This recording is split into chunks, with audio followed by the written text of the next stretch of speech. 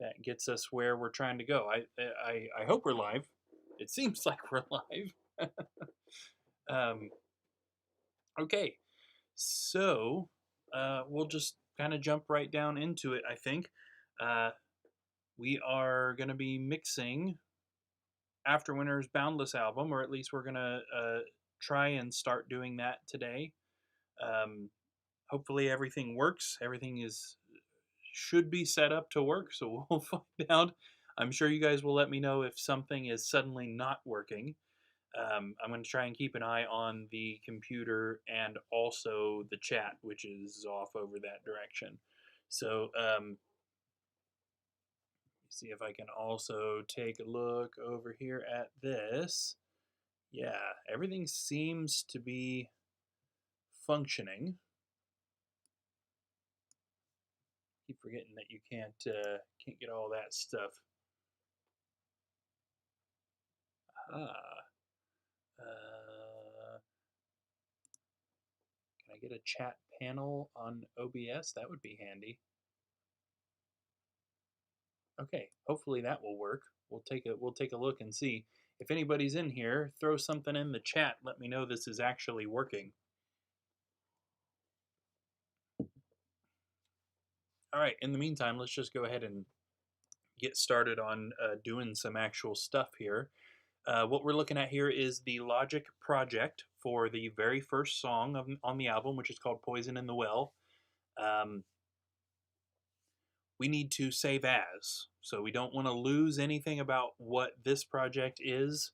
We're just going to start off by hitting save as. And we're going to call this, Poison in the Well MX25. Now that we've got that saved, anything we do here, we can always recall the way it was when it was tracked, and everything will be fine. So now that we're in our own project, we can get rid of the click. Don't need the click track. We've also got several like kind of master channels here that were just there for the tracking mix. Those are not necessary to stay for where we're at now.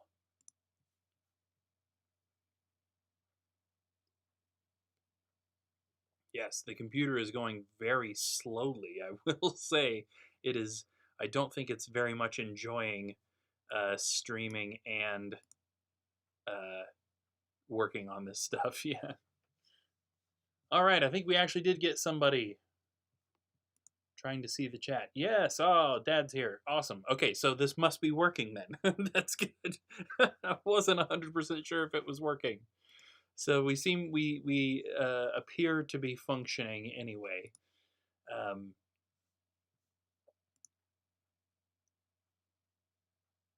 Okay. So let's get rid of some of this other stuff we don't need. We're going to set all of our channel outputs to stereo out. Every single one of them in here just needs to be reset to stereo out. Man, I hope this isn't going to be slow like this all the time. This is really, really slow. And most of these sends we can get rid of as well. Yeah, let's just get rid of all of that stuff. What else is going on here? These organs. Organs we're sending to something else. Oh, another reverb over here. Okay, yeah, those can go. And Magenica's here. All right, cool. So this is definitely working then. We have definitely got this up and running. I just wish it were moving a little faster. The computer is struggling. It is not enjoying this one bit.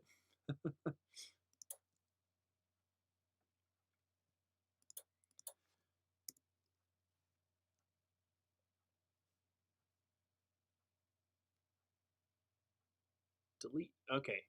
My computer did a big update today. It did one of those amazing forces you to update and you don't get to choose whether or not it does. I've been putting off operating system updates for a long time, and eventually Mac just makes you do it. And usually that breaks everything. This time it only broke a couple of really easy to fix things, so it didn't seem like a big deal. But a lot of this stuff looks different than I'm used to seeing. That also could be why the computer's running a little slow too. So hopefully we're not that doesn't get too much in the way of the workflow. Is devoting some of this time to just figuring out what I'm looking at now. Okay, so now all we've got in this project is our project files. All of these blue things right here are the audio tracks. So if we're not talking about any effects tracks or any master tracks or anything, this song is looking at, what do we got? 64 audio tracks. That's not nothing. uh, okay, well, let's start pulling in some stuff that we can attach to this to actually get started. The first step we're going to do is get basically a context mix. And all that means is we're just going to take everything with the effects it currently has, and we're going to put all the sliders down at 0, and we're going to start mixing things up until we can hear everything well enough. We're not talking about final mix. We're not talking about everything sounding super amazing. We're just talking about making it so that we can hear everything well enough to make informed decisions on changing the sounds of other stuff. I'm trying to think about where I want to pull in. Where do I want to pull from to get the end chain? Let's go into the last thing I worked on was this song by Joe Howard here, and I know that's got the current end chain in it, so we'll just go ahead and grab that. All of this stuff we need. All of this stuff we need. For now, that should be it.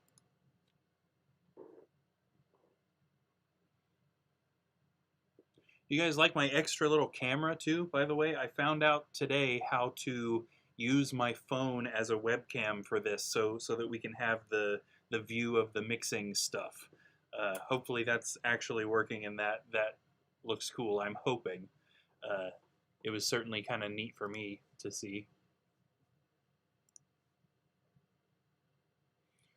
Okay, so what I've just pulled in is some of the effects that I always use, like the vocal reverb and the vocal delay. Yes, agreed, very fancy. Also our parallel compression on the vocals, which isn't going to be applied yet, but we've got it in here when we're ready for it. And then we have a drums and instruments master, a vocals master, and the router, which is everything. That's totally everything in the entire song goes to this router.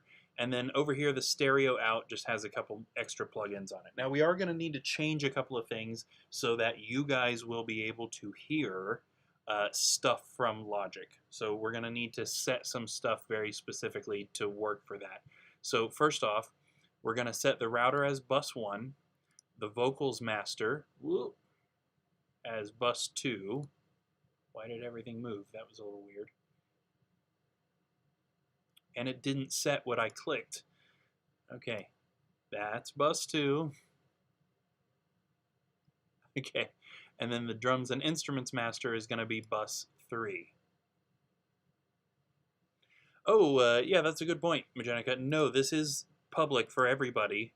I didn't post a link. I meant to go put that in the making of Boundless thing. If one of you wants to do that, by all means, it would probably be easier than me trying to do it, considering the computer is running so slow. Yeah, this is totally public for anybody who wants to watch.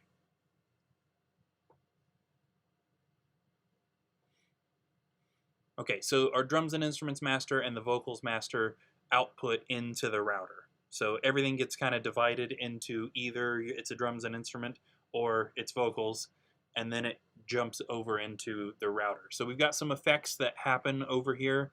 On the drums and instruments master is this VBC FG Gray, which is a compressor. It's kind of helping us get that nice big snare drum. This thing is mostly kind of targeting the snare drum.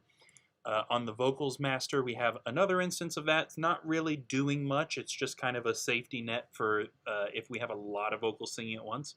We also have this, the Soothe plugin, which is new. I just got this last week. This thing is the saturation and compression targeted at annoying frequencies and frequencies that can get damaging to the human ear if you listen to them for long periods of time. So this right here is super handy. It's changed a lot of the way that I mix things.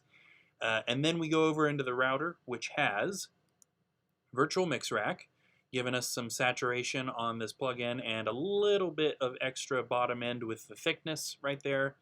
The VBCFG Red, which is another compressor here, compressing everything. This is running in dual mono, meaning it is compressing the left channel and the right channel completely independently, which is also a fairly new thing I've been trying, so that's pretty neat.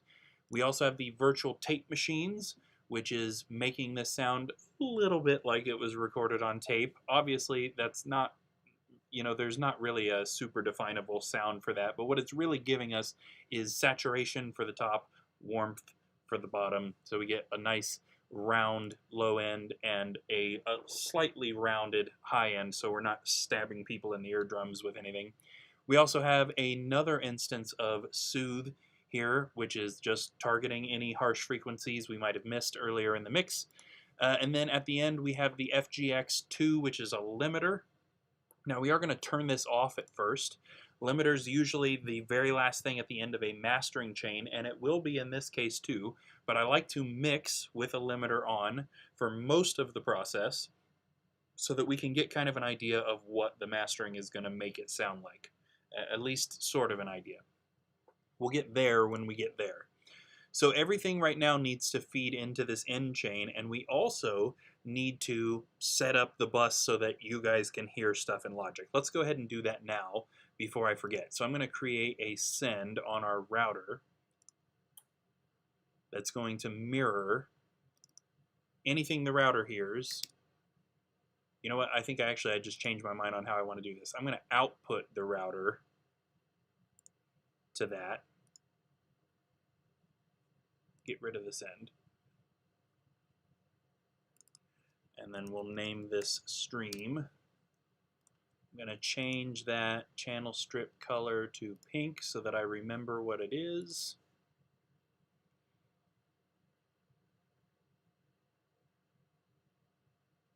Oh yeah, no, I remember now. I'm getting confused. We want to call this one pre-master. We're going to move that limiter and this channel EQ right here over to that. That's going to go to the stereo out, and also okay, so I am going to have to do that. Okay, good to know, Magenica. Because I can't approve the post on my phone because it's filming. Okay, I'll do that here in a second. We're going to send that to a bus called stream. Make that one pink too. And that one needs to output to 19 and 20, which should be you guys. Okay, so if we grab the bass drum and go all the way up to Magenica's vocals, which I think is the first vocal track. Yep, everything that's an instrument, we're going to set that output to the drums and instruments master. And everything that's a vocal, all of these are going to go to the vocals master. Okay, and once that's done, we should be able to play something. Now, with how hard the computer is struggling, I really hope it will play without just like saying the disc wasn't fast enough over and over. That would be kind of annoying. So we're going to cross our fingers and hope that doesn't happen. Let's just play just a tiny little bit here just to make sure that you guys are actually hearing this. I'm going to put my headphones on. We're going to go ahead and save.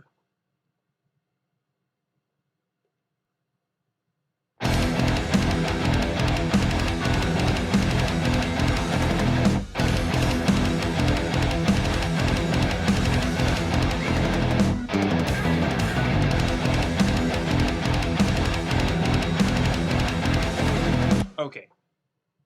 I didn't hear anything there, but I plugged the headphones into the wrong thing, so that was on me. Did you guys hear that? Hopefully you guys heard that. Let's see if I hear it now.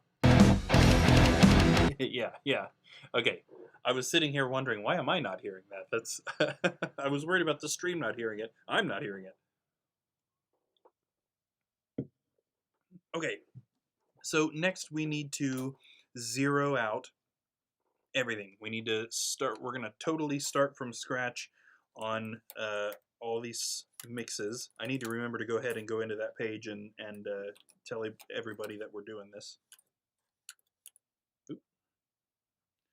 Some of these things are fighting me.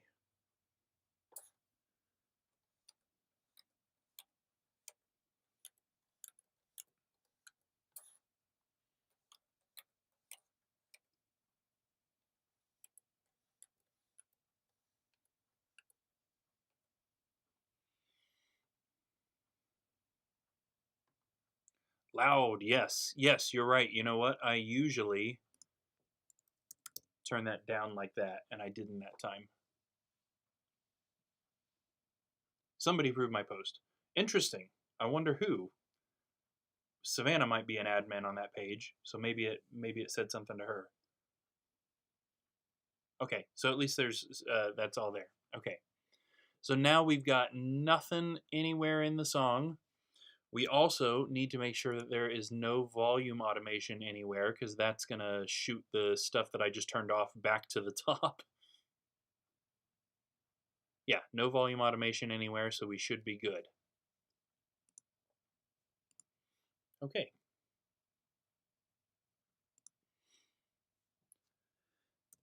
So let's go ahead and get started here. We're going to start with the snare drum. And we want this thing to be hitting -7 on the peak meter, which is this little box right here, if that's not too small. Excuse me, right now it says -5.4. We want it to say -7. That's going to be how much headroom we're giving everything here. So let's go ahead and stick that there. We'll go ahead and hit play here.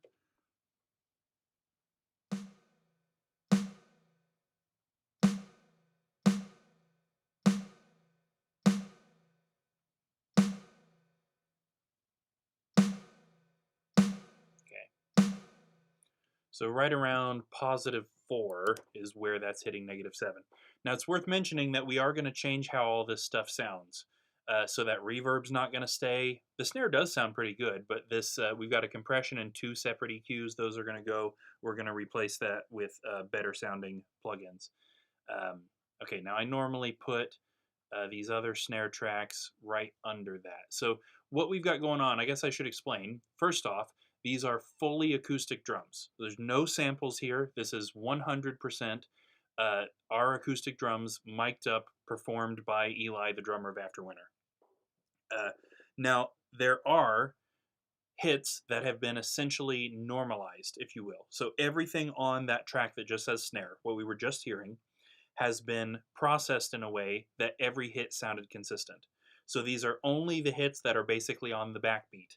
Anything that wasn't meant to be dynamic, if you will, and needed to be consistent is on that snare track. They all sound either exactly the same or pretty close to the same, and that is intentional. Anything that was meant to be dynamic is on these other 2 channels. So we have a snare fills channel and a groove snare channel. So the snare fills is pretty much what it sounds like. Anytime you played a fill that included a snare or a flam or anything, that's on that. The groove snare is like ghost notes and stuff, or anything that's kind of like a ghost note.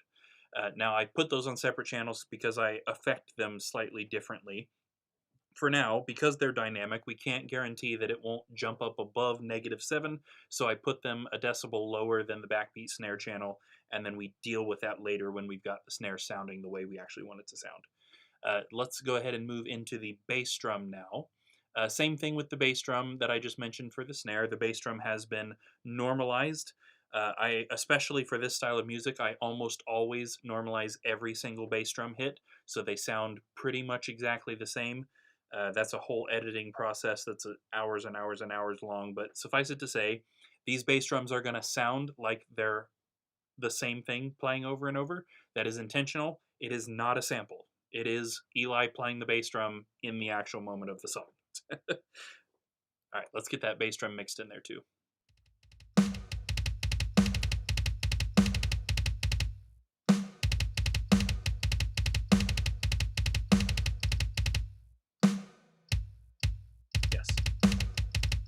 These things have also been multi-band gated, by the way, too. So this is separating each of those drums into 4 different frequency ranges and then gating those frequency ranges separately. That's why we're not hearing any cymbal bleed in them. Before anybody is like, those are samples, there's no bleed.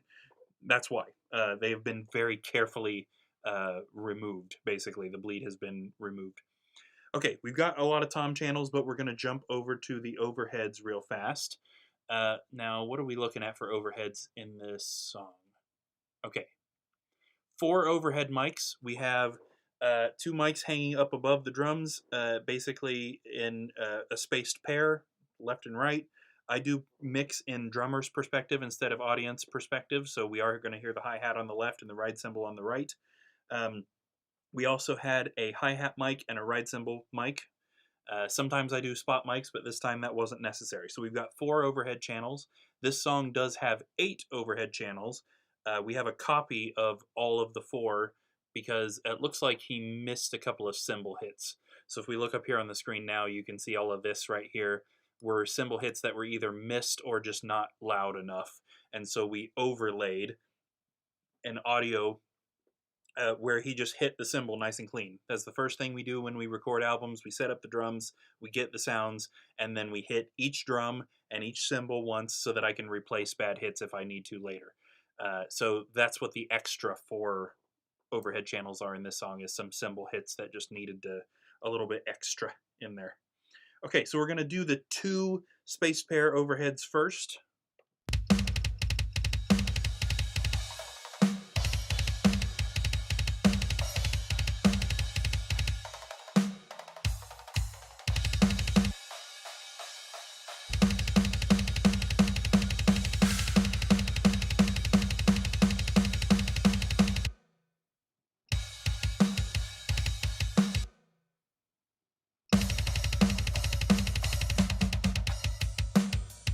There we go.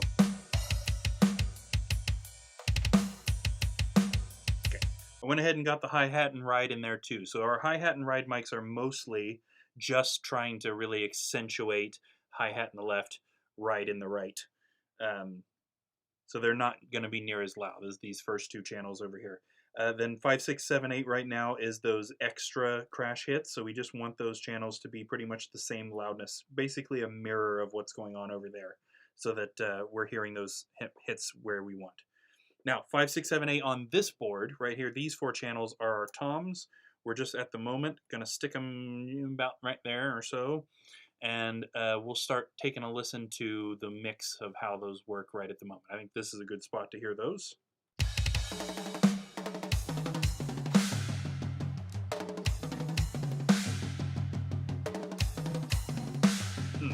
There was a good indication that this is acoustic drums. Did you hear the stick click there?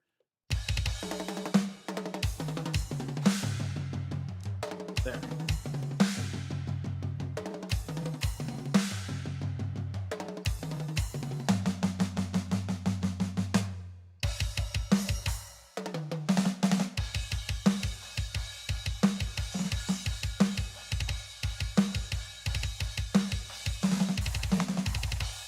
Very nice.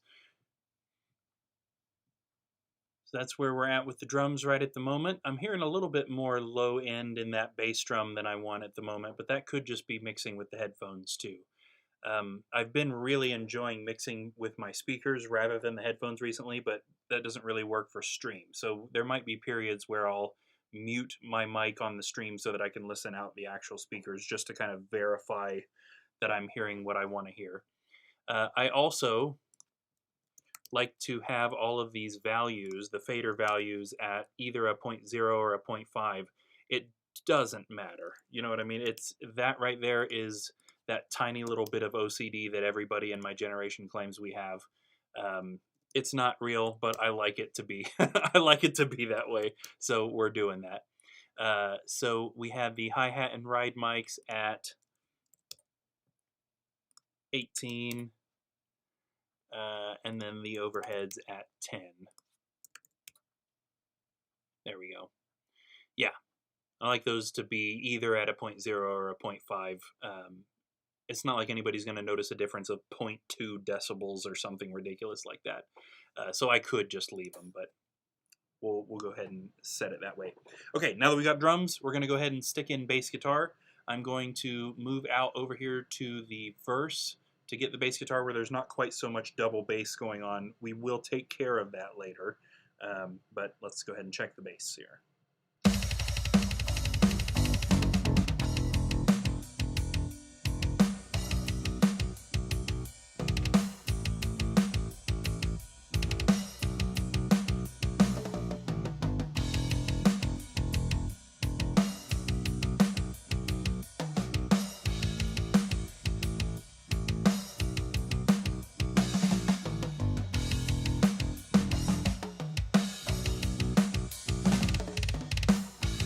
Okay, and that is a DI bass track right there. There was no bass amp for this, so that's straight into some sort of Digitech pedal, RP something something, I don't remember, or BP probably.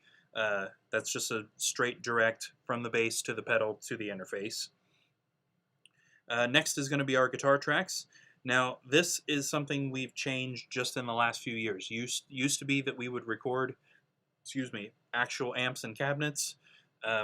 We have switched over to the Neural DSP archetype Petrucci recently. I hate to make something, you know, less real, if you will, but it's just so much simpler. It's so much simpler to use that archetype amp, and we've been enjoying the sound. So we've got 4 rhythm guitar channels here, 2 for me and 2 for James. Both of them are panned, hard left and right. So we've got 2 channels for James, 2 channels for me. The sound is slightly different, so we did actually change, you know, what he kind of preferred in his amp and what I kind of preferred in my amp. They're similar, not quite the same. We're going to mix James's 2 channels in first, and then mix mine in underneath that.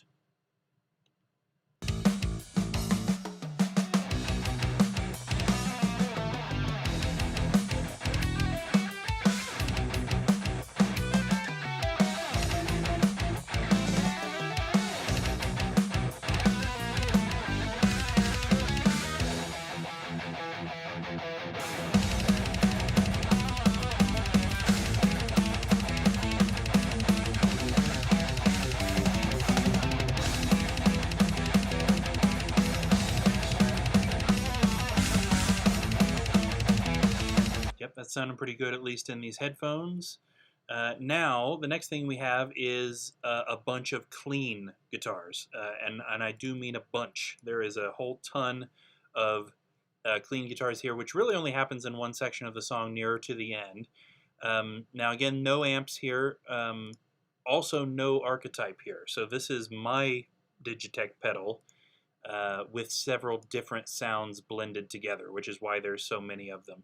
So our first set of tracks is a left and right on clean. I think this is the preset called Mr. Clean on that pedal. I think I've edited it, but I'm not 100% sure. So we're going to mix those up. The next set, we're just going to go ahead and knock all of this out. The next stereo pair is the channel called Ballad. This is a very nice 80s chorusy kind of sound. The next 2, I think these are acoustic simulators. If I did what I normally do, this should be acoustic simulator on the pedal, which sounds pretty good. And then the last 2 are actual acoustic guitars with a mic. So we've got all of this, and I think they're mostly playing the same thing. This was meant to be kind of a unified sound, I'm pretty sure. So let's go ahead and get all these in here.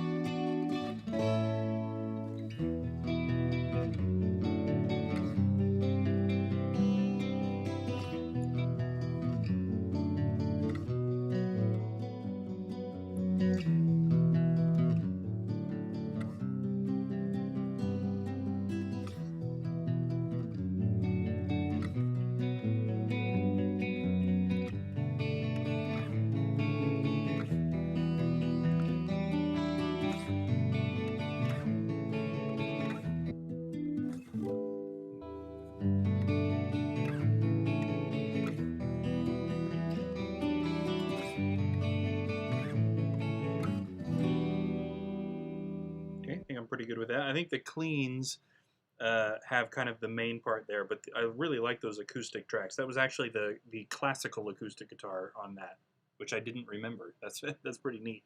I'm pretty sure all of those were me. I feel like James recorded some of that part. I don't remember. I think all of them are me, but James might be in there too somewhere. Okay, let's go ahead and go back and get everything set to either a 0 or a 0.5.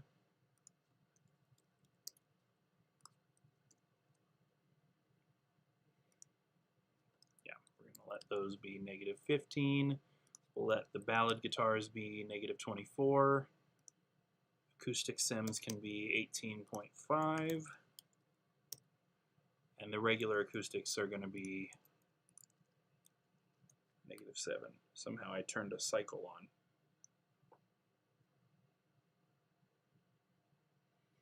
Okay, next we have a piano track. So now we're getting into Sam's stuff here. Usually I separate this into left hand and right hand, but this time I didn't for some reason. So that's kind of interesting. Everybody still doing good out there? I don't know who all is in here. If you're new, say something. Let me know you're here. Okay, we got, let's get this piano track in here.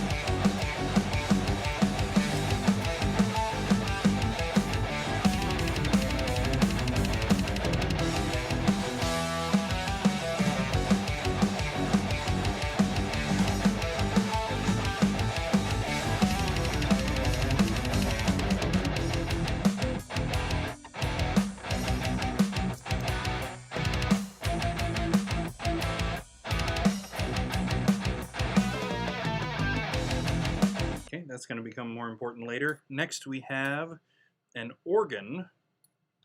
Here we go. And this is happening at the beginning. So Sam did a lot more kind of like metal organ on this album, which was probably, I don't remember which one of us suggested that. That's a Jordan Rudess thing, so it could have been either one of us. But I know he did a lot more of it on this album than the last. So right at the beginning, because this is song 1, this is how the album's going to open, we've got us doing some crazy stuff. The guitars, the bass, the drums going nuts, and Sam's playing this really neat kind of offset organ part.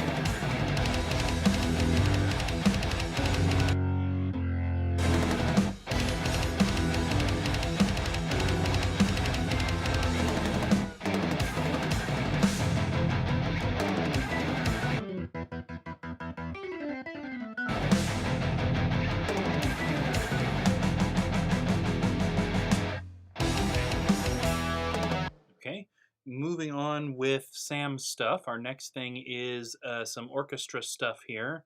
So we have a fade-in orchestra and then orchestra hit. Now this only happens right here at the beginning here. I remember what this is. So let's jump this, pull this up here.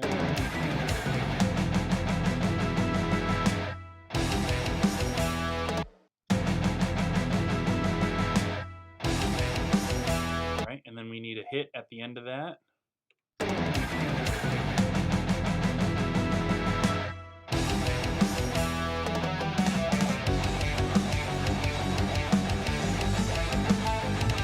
Okay, we'll go ahead and continue on here. Our next thing is the low strings. We got a couple of low strings tracks. So when Sam records, usually he records, everything all at once, just like you would expect. We do record the keyboards with MIDI. I think the orchestra sounds for most of this album was that East-West Opus plugin. And then later I go ahead and separate the MIDI channels and turn them into audio. So I like to keep the low channels separate from the high channels so that I can EQ them differently. So even though he played them all together, they are mixable separately. So let's get our 2 low strings. I know one of them is right here in this chorus. And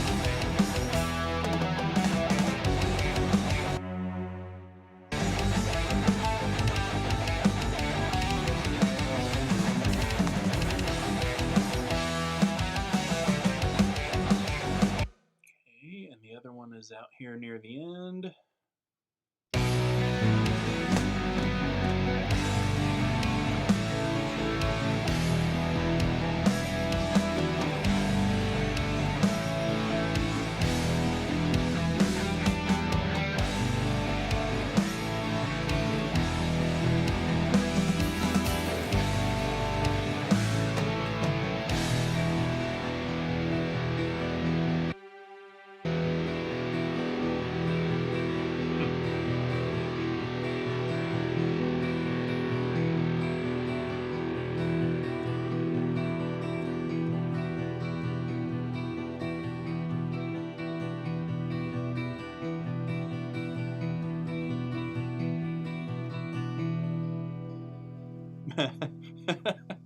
The clean guitars don't all stop at the same time. I've never noticed that before.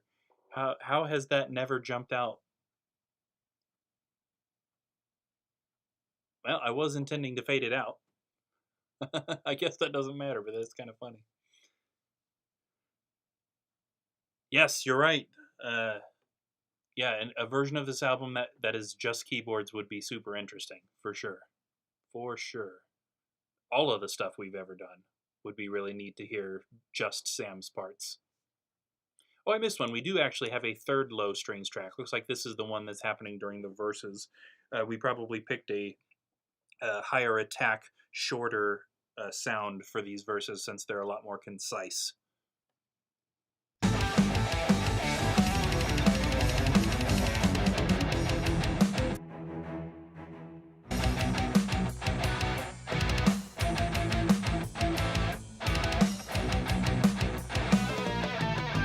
I'm going to try something with these strings tracks. I've been debating, but I think a lot of these main, like the low and high strings, they are currently set to stereo, and I'm noticing that some of them are kind of like naturally left or right. And I feel like that's going to unbalance things, and I don't like it. Let's try changing those all to mono tracks.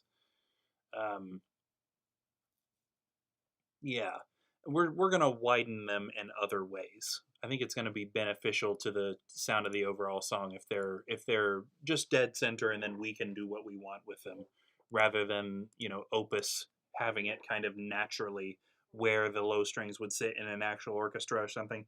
If we're going for that big orchestra sound like we did at the beginning of like Missing Piece or something on the last album, then sure, you know what I mean. That makes a little bit more sense.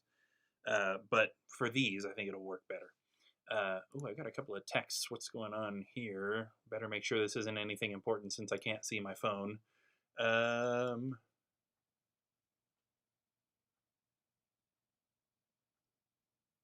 Oh, okay. So it was James. James responding to me telling him that I was going to be streaming. Okay. So maybe James is in here. I don't know. James, are you here? Where are you? All right, let's check and make sure that changing those to be mono tracks didn't unbalance anything.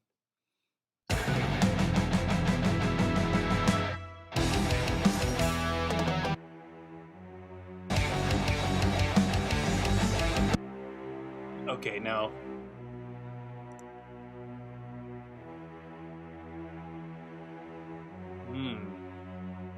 now that's interesting. So that killed that track. I mean, that took all the low end and energy and just destroyed it. Okay, so is that because I've got this compressor set to stereo? So if we turn that compressor off and go back to mono, does it still just kill it?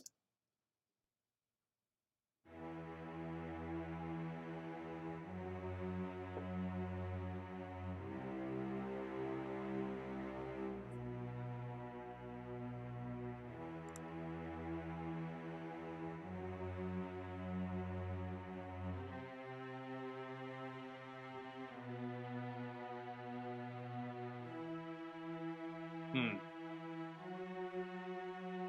Hmm. That is a tough decision right there. Manifesting the appearance of the mayor of the desert. Yes. Yes.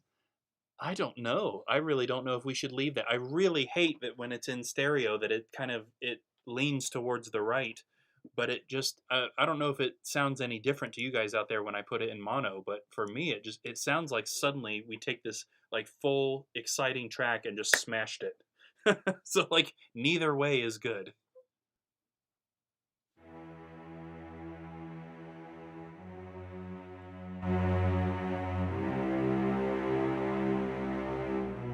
Okay. Maybe we just needed to turn it up. Maybe that's part of the problem. Let's turn that compressor back on.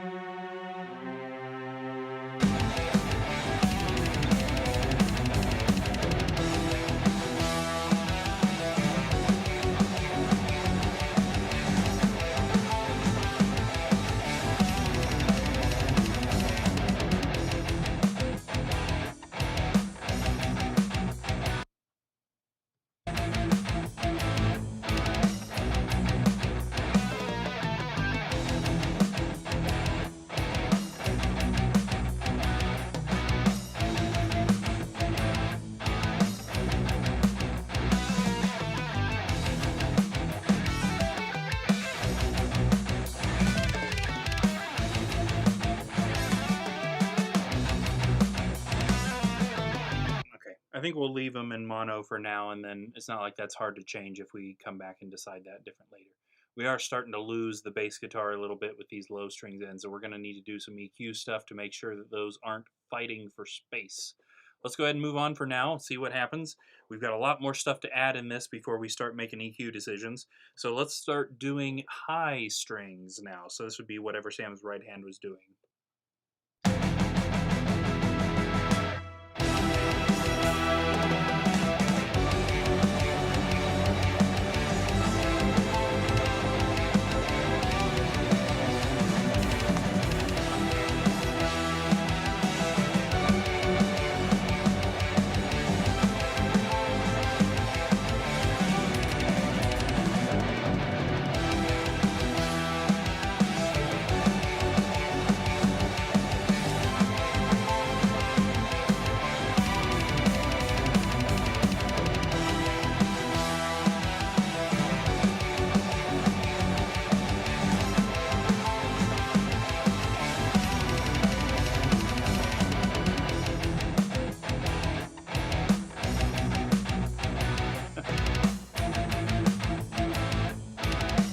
Yeah, okay.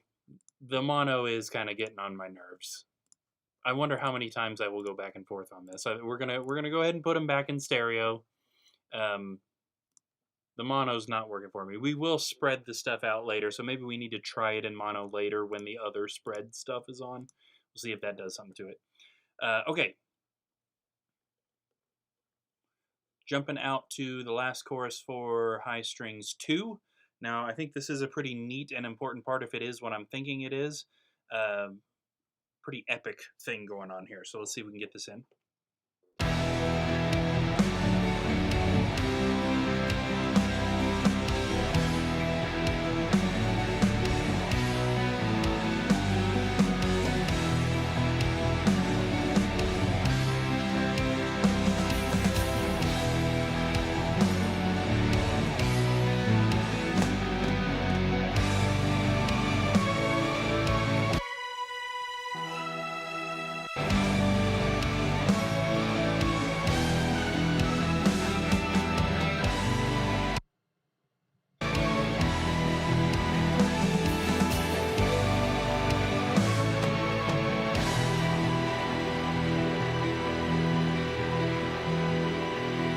Yeah, it's a super neat part I like. There's some French horns going on right there too. Let's just go ahead and get those in while we're here.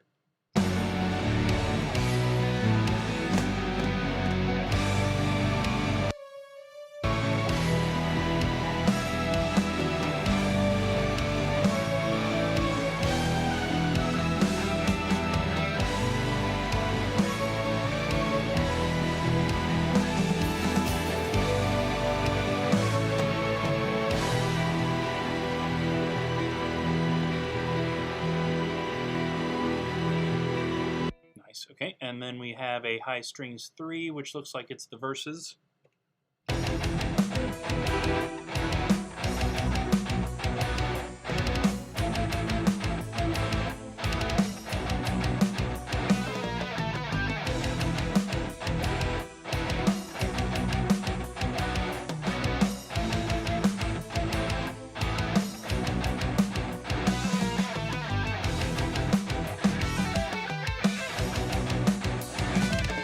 I think that's good enough for where we're at.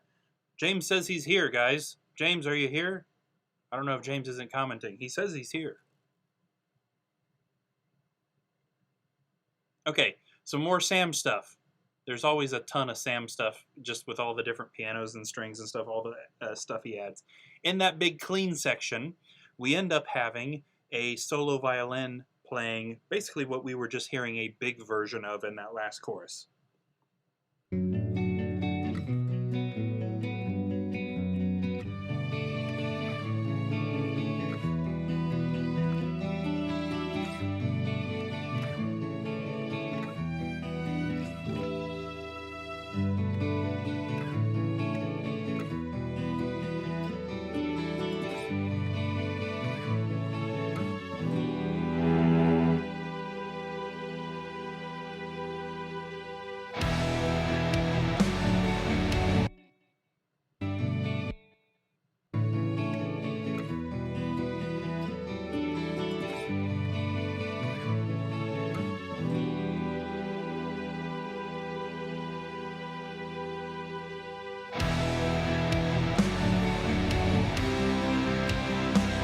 Hey, Sam is there. Yes. Always talking about you, Sam. Yes.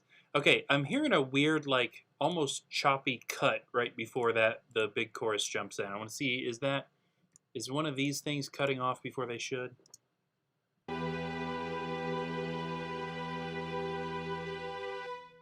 Yes.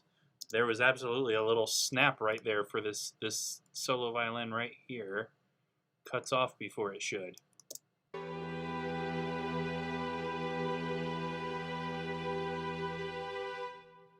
There we go. Must have done that by accident one day. I'm not sure how that happened.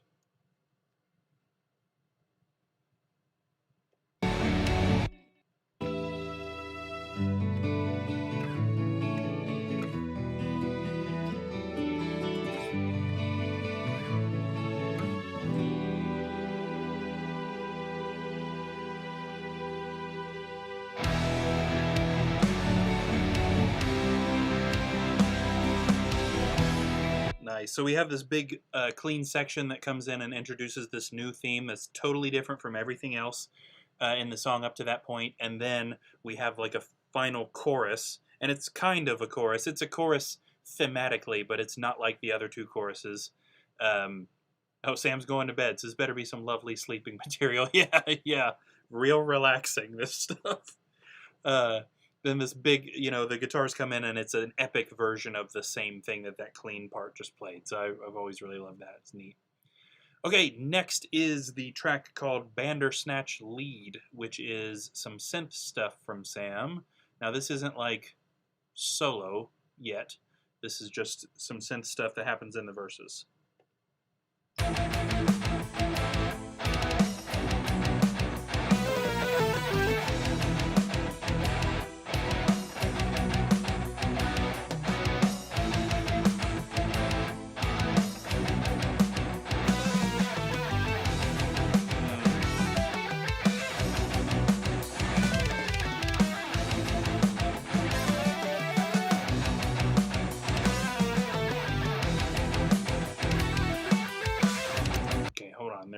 There's some weirdness going on these.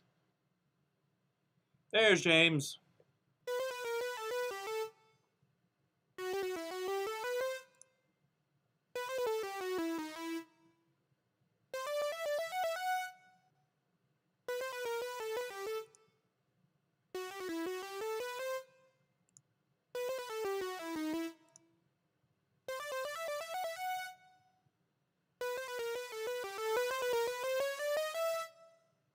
There we go. Okay, getting better. Getting just some weird harsh frequencies in the top end of that, so Soothe should help us get rid of that.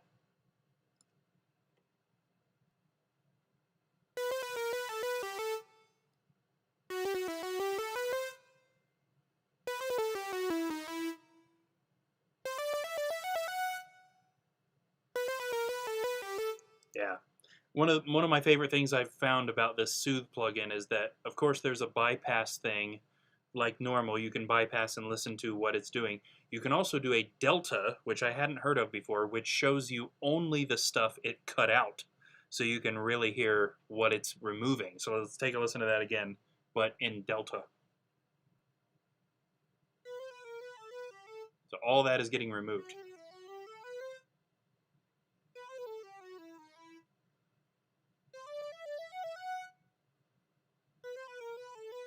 So all of that is stuff that would get, tiring on the ear after a while, for sure. I do think that it was removing a little bit too much low end. What happens if we just bypass that? Oh, I see. I see why it was removing low end. Okay, yeah. It's kind of like boosting that a little bit.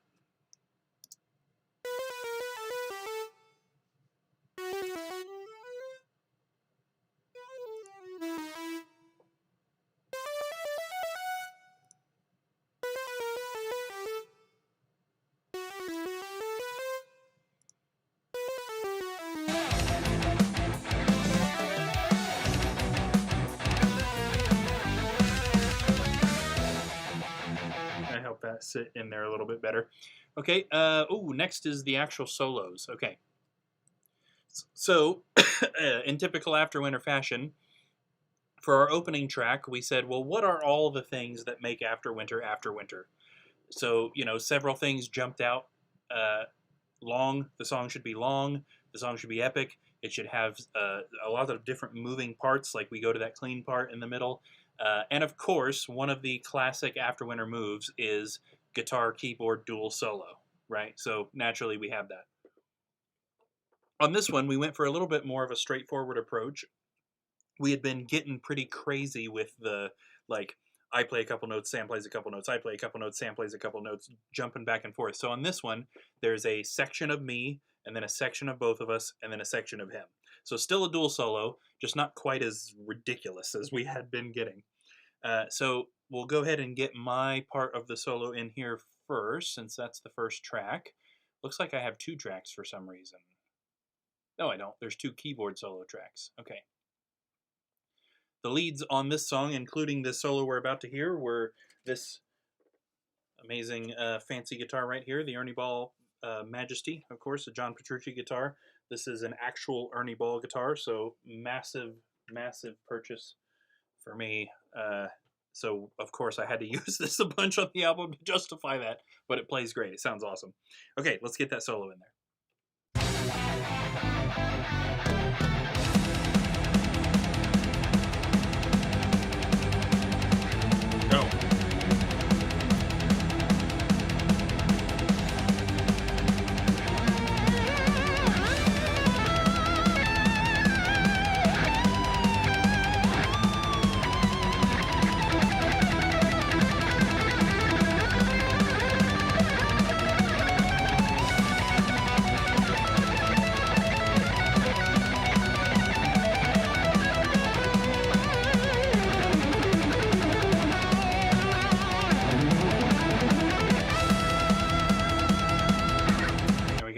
I know why I thought I had 2 tracks, because there are 2 lead tracks that happen earlier in the song that I skipped. I jumped over them.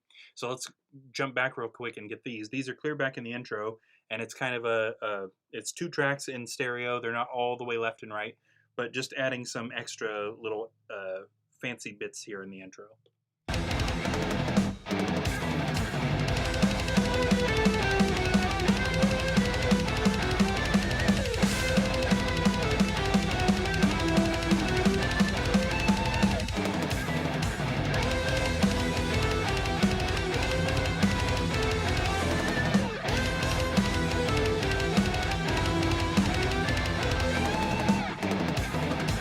Those will probably end up coming down a little bit more.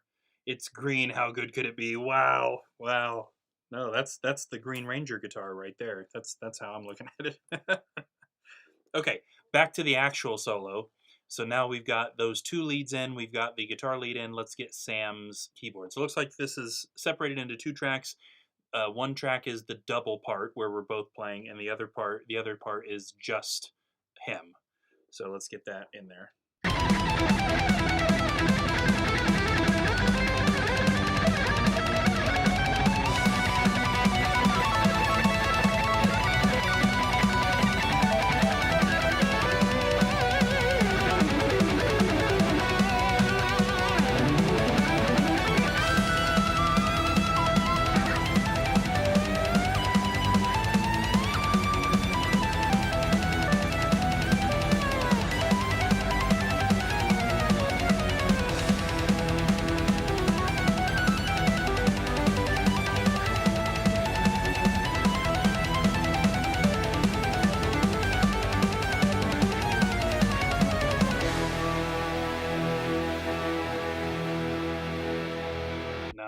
Nice solo from Sam.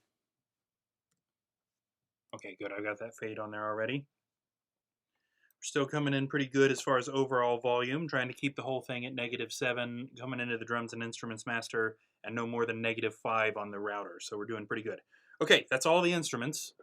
Let's get some vocals in there. So we're going to start with Magenica's vocals. Magenica, this is another thing when we said what makes AfterWinter, we have two vocalists. We have the male vocalist and the female vocalist. So Magenica's stuff, this needed to be a song where both of us were pretty equally singing. So the verses are her and I jumping back and forth, and then the choruses are both of us singing together. The chorus, I think her chorus vocal is considered a background vocal because it's a harmony. So it's not on her lead vocal track, but it is meant to be prominent still. Okay, so let's jump into a verse here and see if we can level out. So she's got two vocal tracks. Magenica says, "Ope."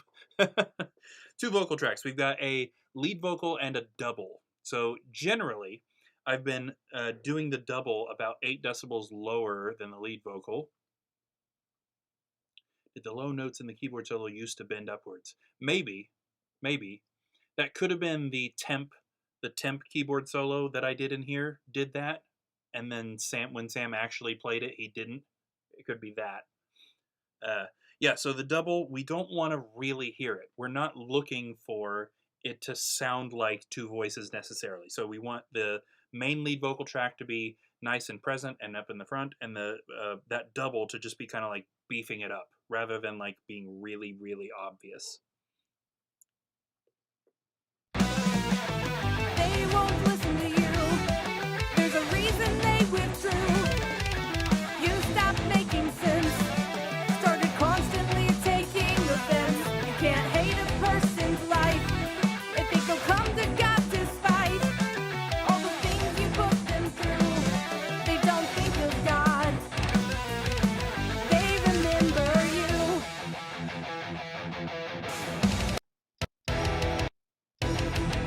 We failed to show the answer. They're driven to search elsewhere. We need to reach them. Yeah, so you can hear that double is beefing up the main. It's not, it doesn't necessarily sound like two people singing the same thing. Okay, so I think we've got her where we're gonna put her just at least for the moment.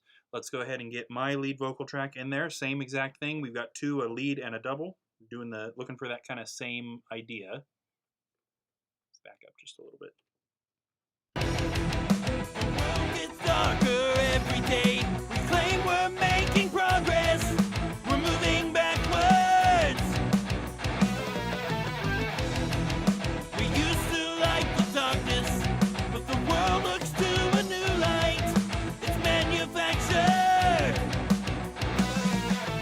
They won't listen to you. There's a reason they withdrew. You stopped making sense. Started constantly taking offense. We used to like the darkness, but the world looks to a new light. It's manufactured. Okay, yeah, I think we got that on there. I want to hear that right there by itself. I noticed this when I listened to these rough mixes in my headphones while I was mowing the other day. I say manufactured right there, but it sounds like I just say manufacture. Did I not sing the D sound very well, or did I cut it off, or am I just not hearing it? World looks to a new light. It's manufactured. Okay, it's there. I just didn't pronounce it very well. Gee, I wonder why. So hopefully we'll be able to get that D sound a little bit in the final mix. We'll be able to turn that D sound up a little bit more. Okay, let's jump back to the chorus, which actually is the first vocal in the song is the chorus, which is unusual for us. My lead vocals are in there already, but we need to get Magenica's in there. Now, when I do background vocals, my Def Leppard influence comes through. I like big, huge wall of vocal background vocals, so we quad track all vocals and then pan them out. So we've got a hard left, a hard right, and then a half, 50% left and 50% right, all singing the same thing. It's not copied. It is actually, and you can ask Magenica, I'm sure she remembers, when we sing these harmonies, we sing them 4 times. So it's a whole bunch. So we got 4 tracks. In this case, it's going to be 7 and 8 and 1 and 2 are all the same harmony. And this is going to be Magenica singing in the chorus. So let's get that in. Guardians of his word, we are called to strengthen our purpose. The world looks to us, but what they see is indifference. Temptations of power have blinded many. Within his house they dwell. Our message hated, the water's tainted. There's poison in the well. Okay, so we've also went ahead and put in the second background vocal track, which is for me's singing that. I think it comes in on our message hated with a lower bit right there. Hated, the water's tainted. There's poison in the well. Yeah. The world. Okay, and then our last tracks for this step anyway is James's vocal. So we've actually got a 2 tracks of James' vocal. Looks like maybe like 70% left and 70% right. Also kind of backing up in that part. In fact, I think right here he sings, "Our message hated, the water's tainted." So we're not looking for this to like jump out of the speakers at you or anything, or for this to be like the listeners are suddenly like, "Oh, somebody else is there." You know what I mean? Again, this is like a beef. We're trying to beef up the tracks here. Our message hated, the water's tainted. There's poison in the well. Yep, jumps out there a little bit. Nothing too crazy. Okay, so now we've got all of the audio tracks in here. That is just the first step. This is what's called the context mix. Again, I think I mentioned that earlier, but that's been like an hour ago that I mentioned that. All of this was looking to accomplish is getting us to a point where we can hear everything well enough to make educated decisions about how things should sound, how we can change fresh, never frozen beef, right? Yes. We can now make better decisions regarding how to change some of these sounds to fit together better because we can hear everything. Now, this is another thing that I've changed about how I do things. I used to be one of those that I would literally build the song bit by bit in the final mix. And we would have, I'd focus on the bass drum till the bass drum sounded good. Focus on the snare till the snare sounded good. Focus on the toms till the tom sounded good. And go through everything like that individually. We wouldn't want our listeners to say, "Where's the beef?" Yeah. And that is super wrong, because just because something sounds good by itself does not mean that it sounds good in the context of everything else. One of the many lessons I have learned the hard way about mixing stuff. So we want to get the context of everything first, then we go back and start changing sounds so that everything kind of slots together better, and then we go back and start really affecting volumes so that we can get things like that, where I mentioned that the D sound at the end of the word manufactured didn't come through very well, making sure that sort of stuff is actually fixed. Oh, we had a pretty wide range on Magenica's background vocals there. I did not do a very good job of getting those 4 sliders in the same spot.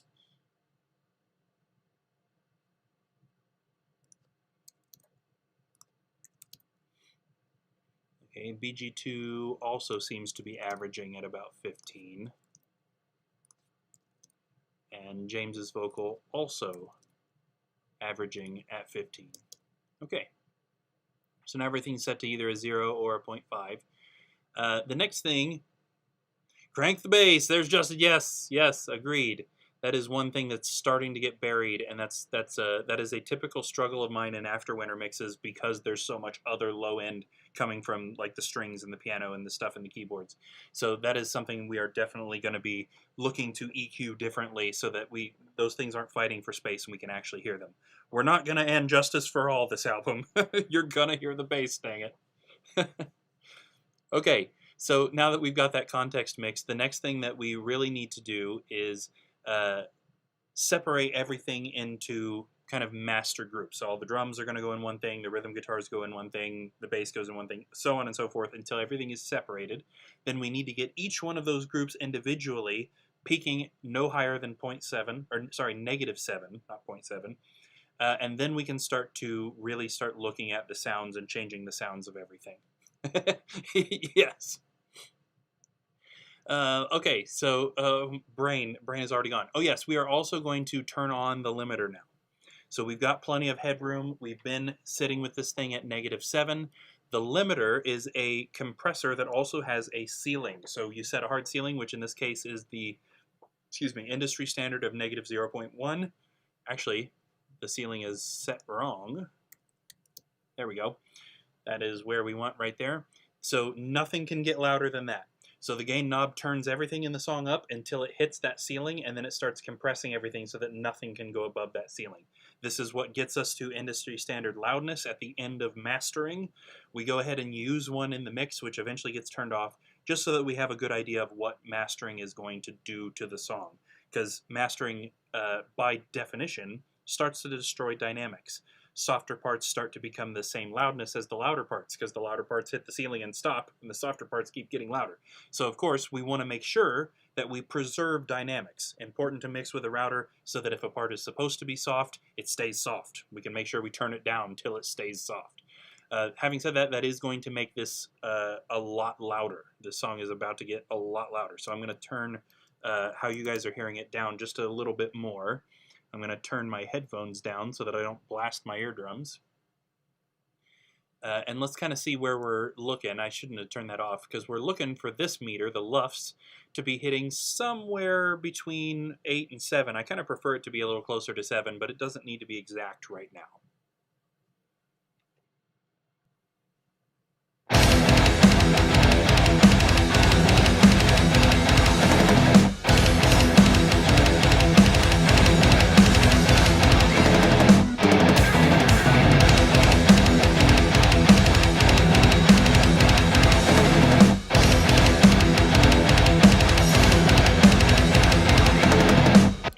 Yes, we're hitting 8. I'd like it to be at 7, but also our drums and instrument master is only at 8.5. So that will kind of naturally will be pushing into that harder later. Okay, so let's start doing the routing, which if any of you followed the Sarvik streams a couple of years ago, you remember that this is a whole lot of clicking and it's a little bit boring.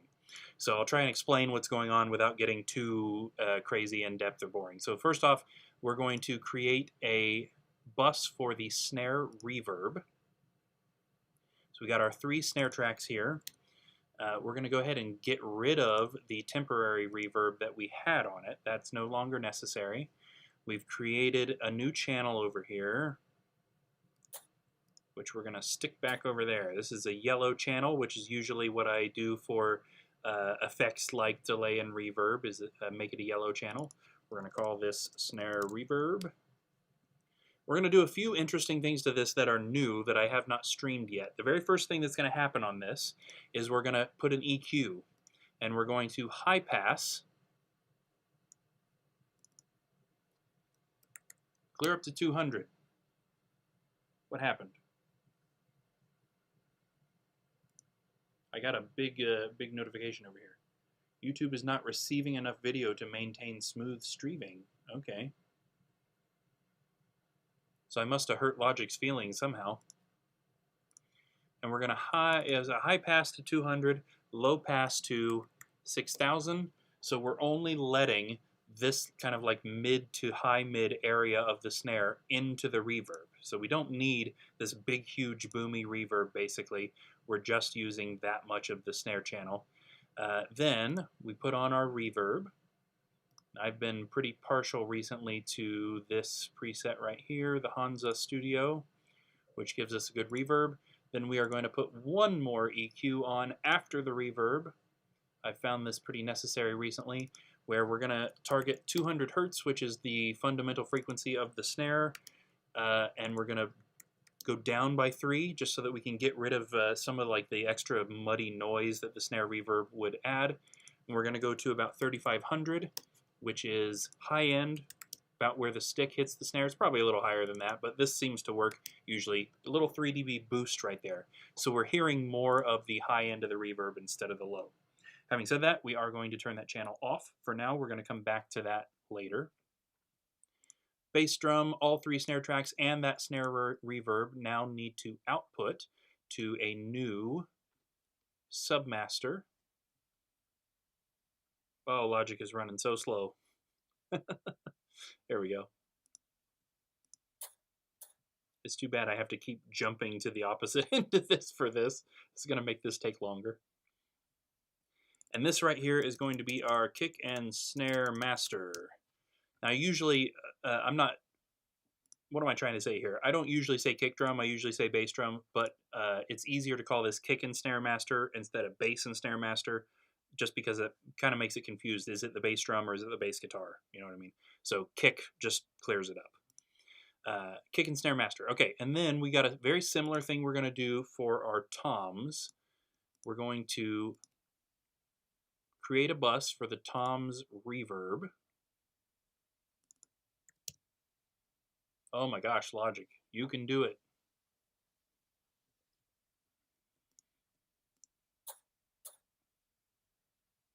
We'll leave this one yellow. And we're going to call this Tom's Reverb.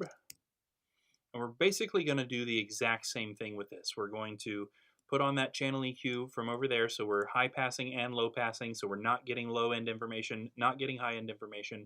I am going to back off our high pass to 100 though, since the toms are naturally a little lower. We don't want to totally choke that. Same reverb, that Hansa Studio thing, and then we're going to stick that channel EQ on after it, but we're going to get rid of this cut right here. So we're still boosting that high end so we can hear the reverb on the attack of the drum, but we don't want to get rid of any fundamental in the toms. Just like the snare reverb, we're going to go ahead and turn that off for now. We can also get rid of this reverb plugin.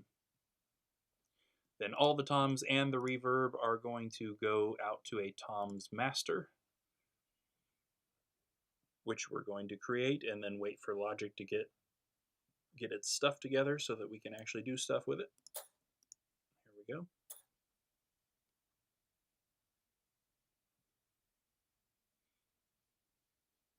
There we go. Tom's master. I usually do make these this like reddish orange color here, which is for submasters. Then we're going to take all of our overhead channels. We're going to output those to an overhead master.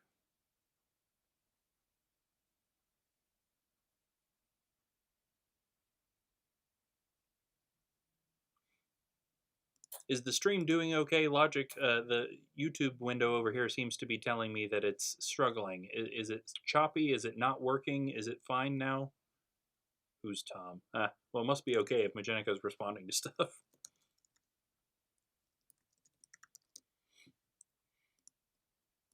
So now we've got our overhead master. We'll make that the orangish color. There we go. Very nice. You know what is another thing I'm kind of curious. Something that came with the update today is that these colors up here on my mixers, those were not like that before. Now they're colored the same as the tracks, and I'm wondering if I should make all of my blue tracks a lighter blue so that it's a little bit more pleasant to look at on these mixers. Let's just highlight all of the blue ones. Looks fine. Okay, good. Yeah, we've got a lighter blue. I'm not sure that changed anything on here. It looks the same. It's a little bit more. I like it on here. I don't know if I like it up there. Okay, so it just kind of has a light blue and a dark blue, and that's just it. Okay, we'll deal with the dark blue. It's not that big a deal. Okay.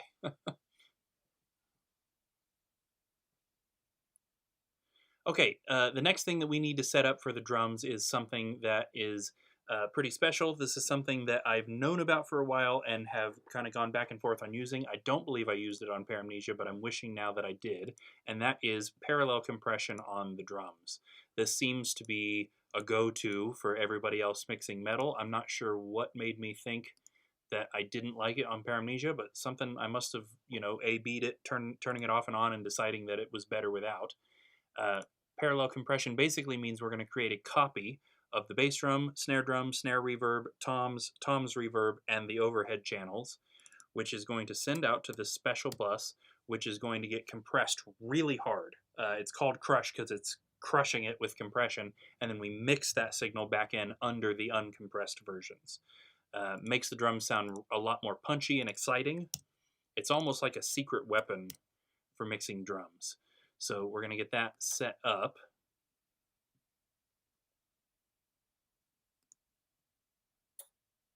We're going to leave this track yellow since it's an effect instead of a submaster. We're going to call this one Drums Crush. And for now, we are going to turn that down. We're going to come back to that. Then we need a drums master. So we're grabbing our submasters here and that drums crush, and we are going to output those to bus 10, which is going to be our drums master.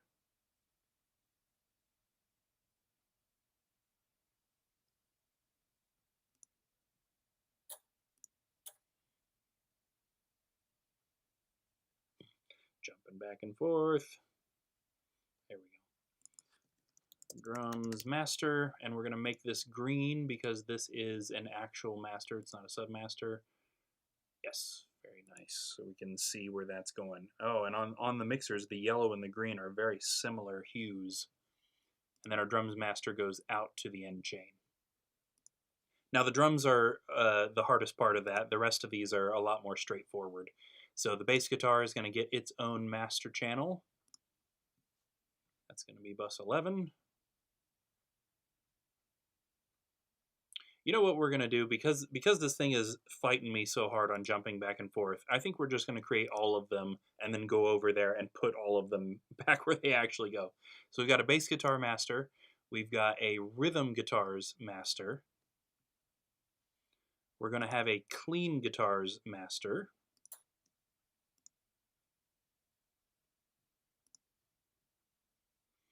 We're going to have a pianos master, which is also going to include these organs. I also usually put a bit of reverb on this. I drive bus 55. Nice.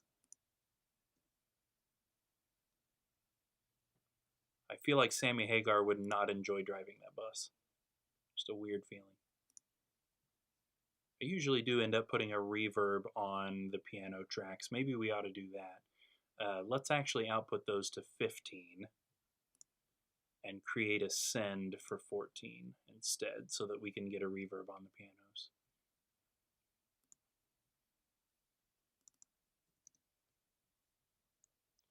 Okay, then we'll have an orchestra master that has most of this stuff. Those also will probably need a reverb channel, so we'll go ahead and make that.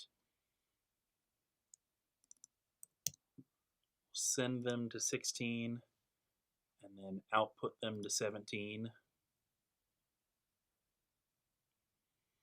I guess we'll do a synths master so that this Bandersnatch thing isn't just kind of on its own there. Go ahead and make that 18.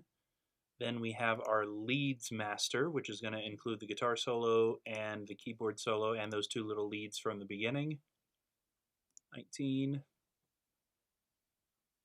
Very nice. Okay. Then we have our vocals. So we do have a kind of a special chain for the lead vocals, so we're going to need to do some stuff with that.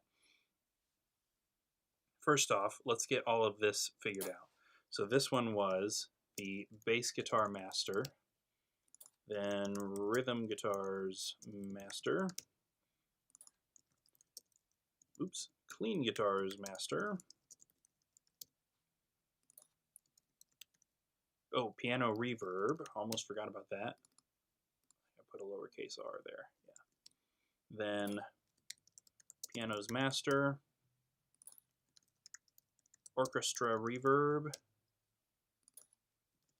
orchestra master, leads master, synths master, and most of these need to be green, except for the piano reverb and the orchestra reverb. These are all going to be green. Okay, and then we also need to make all of these into tracks and get them put where they're supposed to be. Let's go ahead and get those. Okay, good. Scrolling like this doesn't seem to hurt Logic's feelings. Bass guitar master goes there. Rhythm guitars master. I like to make these into tracks and stick them in here because it creates a visual separation between all of the tracks. Other people like to color code, you know, the drums are one color and the bass is one color and then the guitars are one color. And for me, I've always found that to be visually too much going on. But it is still nice to have a visual separation between all of the elements of the song rather than having everything smashed all together. So having these master auxiliaries as tracks with nothing on them gives us a nice separation. Pretty easily, I can tell this is everything on that piano's track. It's right here between the clean guitars master and that piano master. So nice, easy there. Orchestra reverb and orchestra master, just like this. Oh, I had the synths and the leads backwards, didn't I? Let's fix that. Synths master, and then leads master. Okay, and now we can do our vocal stuff. So our lead vocals also get what's called parallel compression, which basically means we compress. There's a signal that's not compressed or not compressed very much, and then there's a signal that's really compressed, crushed, if you will, and then they get mixed together to create the final signal. Adds depth, adds punch, adds solidity, if you will. Consistency maybe is a better word for that. So these buses right here I've been using since the Black Widow era, I think. And they haven't changed. It's the same stuff every time. So we've got a non-compressed version, which is going to be bus 20. Then these two compressors are compressing a different ways here. Those are going to be 21. Our 4 lead vocal tracks, which is Magenica and her double, and then me and my double, are going to output to the non-compressed bus, send to the compressed buses, and then the sum of these channels is going to output to a lead vocals master. Now this shouldn't be that bad to scroll because we're right next to the end of the song. Here we go.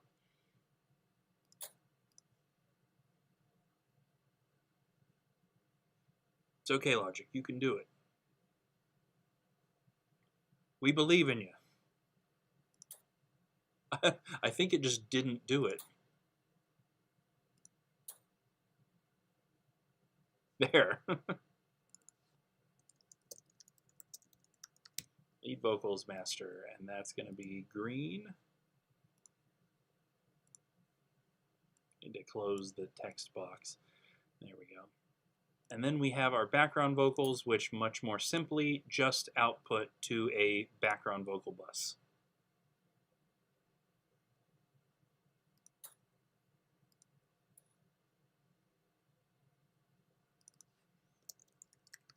background vocals master.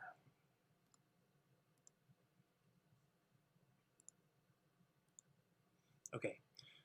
Then we also have our vocal reverb and vocal delay here, which are going to be 24 and 25. Those guys kind of hang out there at the end. Now we need to get some stuff set up for that, because both the lead vocals and the background vocals master need to get sends out to those reverbs. So there we go, that'll be our reverb. And then this will be our delay. I've also been sending the delay to the reverb. Now I'm still not 100% on this. This is something that I saw that Chris Lord-Alge do, who mixes a lot of the modern metal stuff, and he mentioned that the echoes on your vocal ought to have the same room sound as the main vocal, and that made sense to me. I have yet to really hear a big difference with it, but it made sense, so I've been doing it. Whether or not it's actually doing anything is debatable. Oh yes, now we need all of these master tracks to go out to the end chain. Most of them we didn't because of the way we did it. Doing things outside of my normal order. Yeah, this reverb needs to go to that master.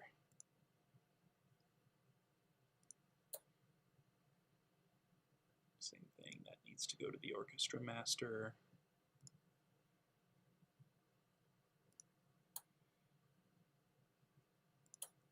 So we're highlighting all of the master tracks here and then sending those to the end chain. There we go. And then we need our lead vocals master, our background vocals master, and our 2 vocal effects, and those all go to the vocals master in the end chain. There we go. Okay, so now we're routed up. The next thing that we need to do is get all of our individual groups peaking onto their masters or submaster channels at -7. So we just need to do listen-throughs of the entire song from front to back, which honestly is a little bit unfortunate because this song is pretty long, but there's nothing we can do about it. We gotta, in order to get a true peak level, we need to hear the whole song. The computer needs to process every single hit to tell us what the peaks are. And then we will adjust, listen again. When everything is right, we'll move on to the next step. So without further ado, let's go ahead and start some listens.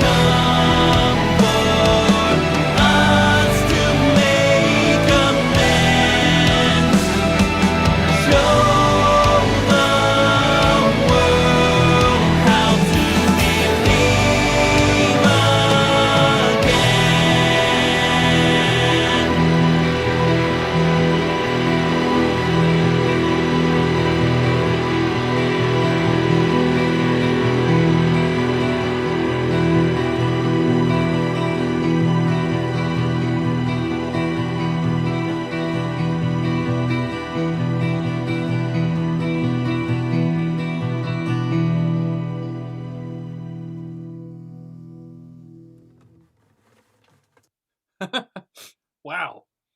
I feel like something changed about those clean guitars. That's really weird that you can tell they don't end at the same time. I feel like that didn't used to be like that. Anyway, yeah. Obviously, there's quite a few issues in the way things kind of slot together in this. This is all something that we're going to be working on. Unfortunately, our peak level readings for the pianos and strings in that did not work. I forgot to turn the reverb channels that we set up off, and so we were hearing a doubled signal in the beginning. You guys may have noticed that the pianos and the orchestras were super loud until I came back in and fixed it. Okay, so our bass drum and kick, the snare fills peaked up above -7. That's probably just a single hit that was a little bit too hard. We can temporarily fix that by doing this. We're going to fix that better later, but for now that will fix that. The toms actually peaked just a hair above where they should. We're doing math with negative numbers. Yuck. Who enjoys that? Nobody. Nobody, I think. I actually want to go ahead and add to the tom tracks the drum leveler. This is another thing I've been doing a lot lately, and this is going to make the drums have a lot more, or at least the toms, I should say, have a lot more attack and kind of fullness. We don't need to do that way. We can totally copy that onto each channel. And that will let us kind of get a better peak reading on those toms. That right there. Okay, the overheads hit -13, which means they need to go up by 6, which would put these at -4. This song is going to get further and further unbalanced now, by the way, since we are looking to get our sub-masters hitting -7. It means that we have to undo a little bit of the context mix we did to, yeah, math is right, undo a little bit of that context mix that we did earlier so that we can get each one of these things hitting the right thing. So this is going to get super out of balance, and then we're going to fix it again. The bass came in at -17. Obviously, we want it at 7, so we're going to go up by 10. The rhythm guitars came in at basically 15.5. So if we put my guitars at -7.5, that should fix that. Oops. The clean guitars came in at -14.5, basically, so they need to go up 7.5. So if we put this at +0.5, that should fix that. Oh, right, the pianos and the strings, we're just going to have to let it play again because those reverb channels were messing with that. The synth came in at 25.2. Oh, man. Yuck. So if they go up by 20, we'd be at -5. So we need to go up by -18, right? Oh, look at that. So if we put that at 0, that should fix that. Handy how that worked. The solos came in at -10.5, so we need to go up by 3.5.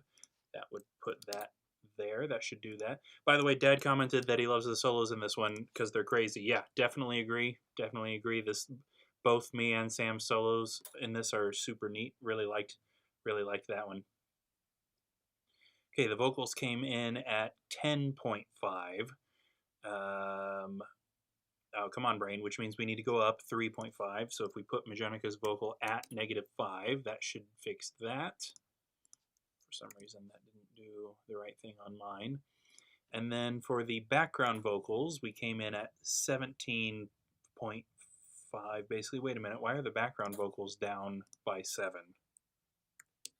Well, that's annoying. Okay, so they actually came in at 10.5. Which means they need to go up 3.5,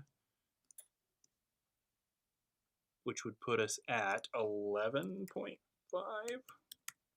Does that math make sense? I think so.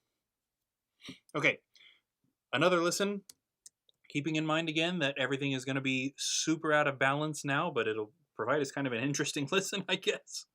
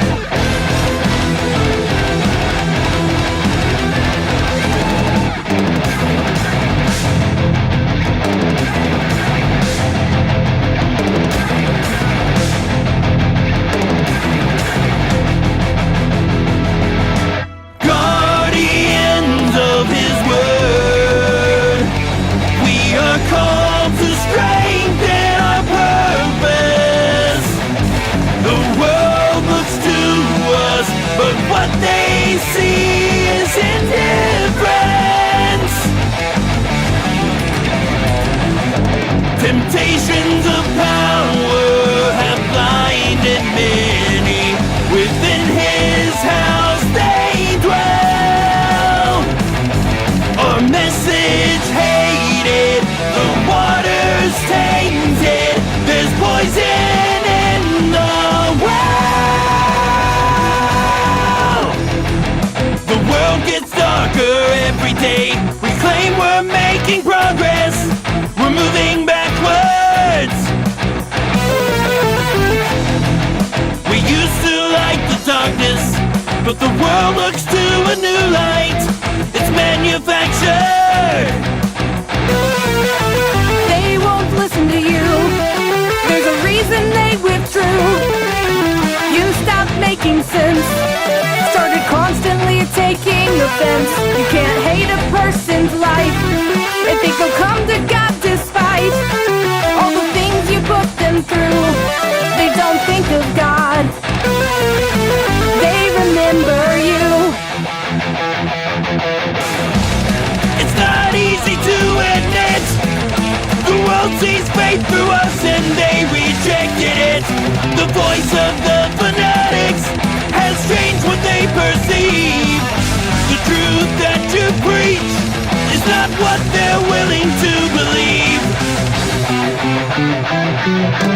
Guardians of his word, we are called to bolster resistance. The world looks to us, but what we show is our weakness. Temptations of glory have blinded many. Within his house they dwell. Ministry negated, the water's tainted. There's poison in the well. We failed to show the answer. They're driven to search elsewhere. We need to reach them. We're the ones at fault here. We should try harder to understand what will speak to them. We don't have that much time. Should have stopped and actually read the signs. We've been getting further away, convoluting the message we convey. We can't annoy them into belief. Can't berate them until they agree. Why can't we see the clues? They won't think of God. They'll remember you. You're not following command. You shout a verse and hope they'll understand. The threat of a consequence they don't believe exists won't change any minds. Your words have been dismissed.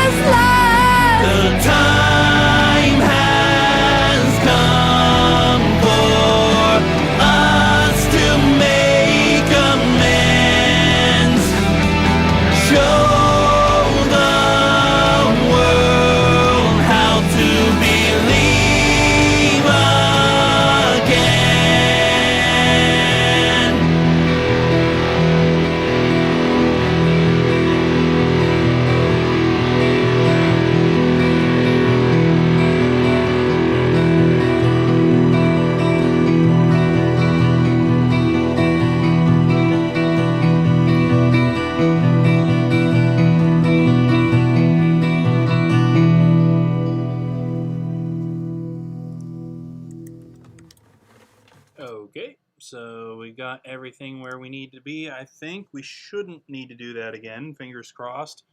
Tom's master is good. The overhead master is good. The bass guitar is coming in at 6.9 instead of 7, but I can live with that. That's fine. The rhythm guitars are coming in at 7.4. That's good.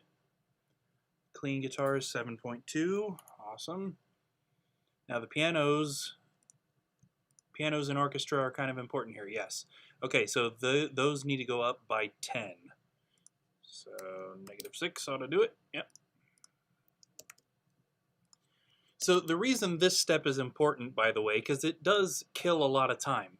What we're doing right here contributes to a lot of why mixing takes forever, or at least the way I do it. And not everybody does what I'm doing here, but basically if we put any effects on the master channel, and a lot of these will get those, things like compression for all of the strings together, rather than just the channels individually, we need those to come into the master fader at a certain level, at a decent level, so that the effects are actually doing something. So we're not like trying to compress a super quiet signal.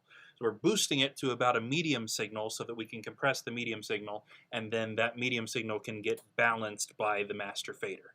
So it is something that is super handy for this. It sucks that it takes a while, especially when your band writes 10-minute songs. Whoopsie-daisy. But it is something that, you know, it would affect it if we didn't do it. Our lead vocals then came in at basically -1, so we need to go down by 6. There we go. And that should do our lead vocals and our background vocals. Yes, now in a lot of cases I would go back and, because we don't know for sure that the pianos and the orchestra, that the change I just made would be good, we're going to trust that it was. It's also not super important that we're at exactly -7. You know what I mean? If we're a dB or 2 around it, or not a dB or 2, but, you know, in that point something something range, it's fine. So now we're going to do another balance of everything, using the master faders now instead of the individual faders. We're going to leave the kick and snare master up at 0 exactly where it is, peaking at -7 right where we want it, and kind of mix everything around that context. So let me jump back to where I can see the overhead master, which is right here, and let's jump back to the beginning of the song and get this thing rebalanced.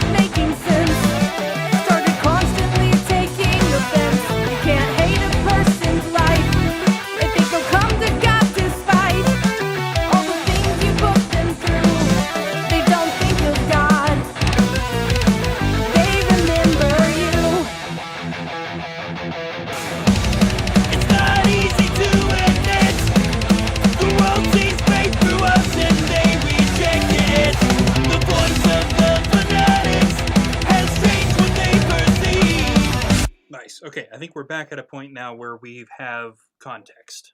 Oh, and there's Shelby. Shelby, why did I say that? Lynn, there's Lynn. How's it going, Lynn? Hey, hey.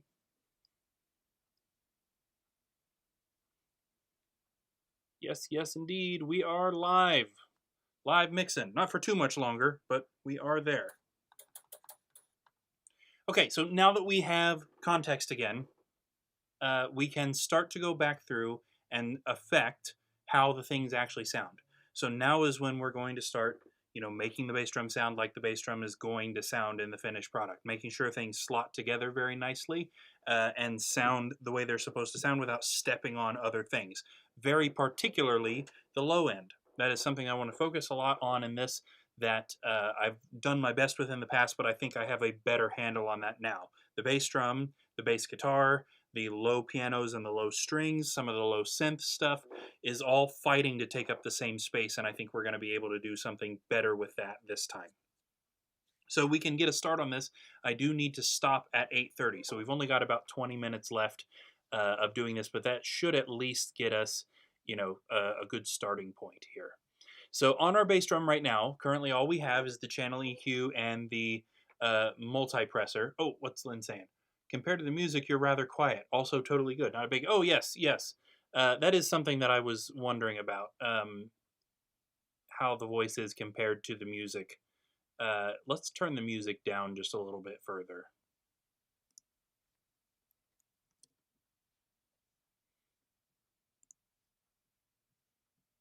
Okay, the mic is currently, it's claiming it is all the way up. I have my doubts that that's how that works, but yeah, we can level that a little bit better for sure. Okay, so on our bass drum channel, we have the EQ and a multipressor. We're going to have an EQ and a multipressor, but we're going to get rid of those to begin with here. We are going to try something new. So here recently I got a few new plugins. One of them was that Soothe that I showed off earlier that kind of works to get rid of annoying frequencies that could hurt your ear over time. The other stuff is some stuff from Black Salt Audio. They do have a YouTube channel here that is just full of amazing information that's really neat. And they recently made up this plugin called Telos Drums, which I want to try. Now, this is not how I usually affect the drums, but I want to try. This is a brand new thing, so we'll see if it sounds good or not. So we've got several different drum presets here. We're going to stick with bass drum. In fact, let's look what they've got for actual presets. A lot. We got a lot of stuff. Look at all these different guys. We've got a few, kick 1 and kick 2. And then we've also got presets from just about everybody you could want. Nolly is a really good producer. I would not mind if our stuff sounded like the modern Haken stuff, that's for sure. So lots of different kick presets we could try out. Let's just kind of see what some of them sound like. I'm quite sure some of these are going to make the bass drum way too loud. But let's kind of see where we get. Let's loop a chorus. I don't think I want something with a big bunch of double bass in it right now. I want to hear something that's, exciting but not too crazy. Guardians of his word, we are called to strengthen our purpose. The world looks to us, but what they see is indifference.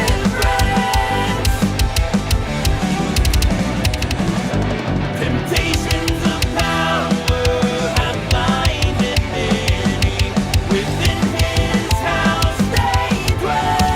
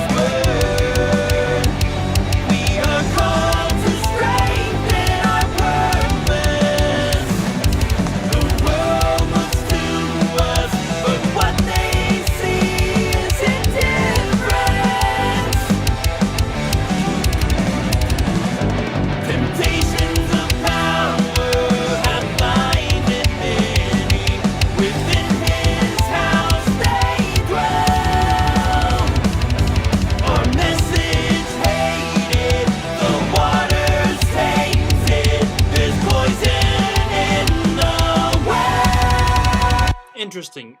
Just interesting stuff. I'm not sure if I ever got somewhere I was super happy with just there, but it's definitely some interesting stuff. Yeah, Magenica says Seth's been using Nolly stuff as well. Yeah, absolutely. Yeah, Nolly is the bassist of Periphery, I think, if that's right. Now, he doesn't perform live with them anymore, but he produces all their albums. He produced several of the Haken albums, or at least two. Vector and Virus, I think, were both Nolly produced. And they sound fantastic. He's also got a lot of really neat stuff on YouTube where you can watch him doing this. In modern metal, I think his name is one of the ones I hear come up the most, and for good reason. Yeah, definitely. And his last name's Get Good. I mean, come on. That's his actual last name. We've got some plugins from him that I use as a compressor later on, too. Let's see if I can work this thing a little bit. One thing I do want to do, I want to put an EQ on after this telos.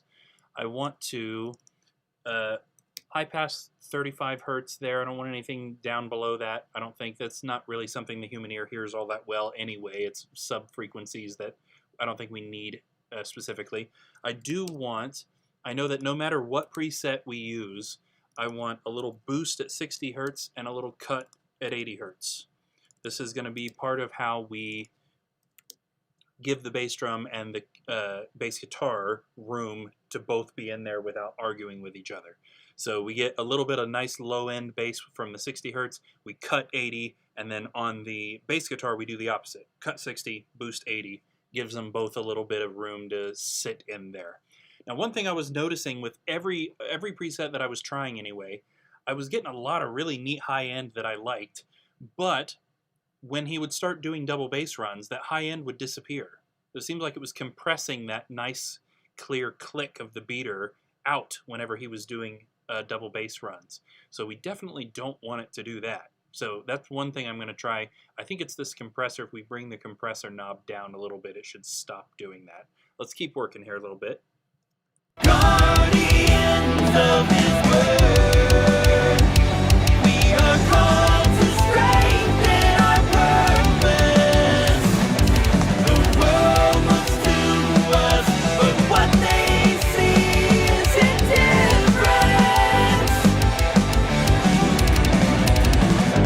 Temptations of power have blinded many within.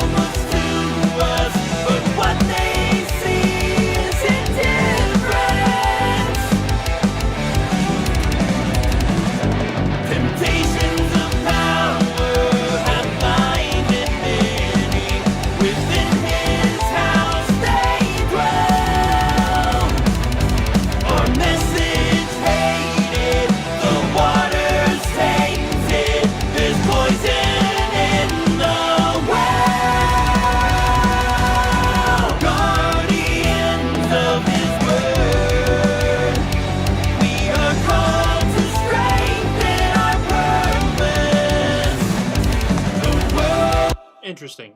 Still not convinced. I don't hate it, but I'm not convinced. Let's mute that for a second and do what I would normally do and see if it beats that. I'll put a stereo instance of the virtual mix rack, which is from Slate Digital here. We do need for this channel EQ to be stereo as well. There's a lot of kick presets in here too, but I tend to find myself going for this kick rock here pretty commonly. I already know we need to pull that down a good bit. Guardians of his word, we are called to strengthen our purpose. The world looks to us, but what they see is indifference. Temptations of power have blinded many within him.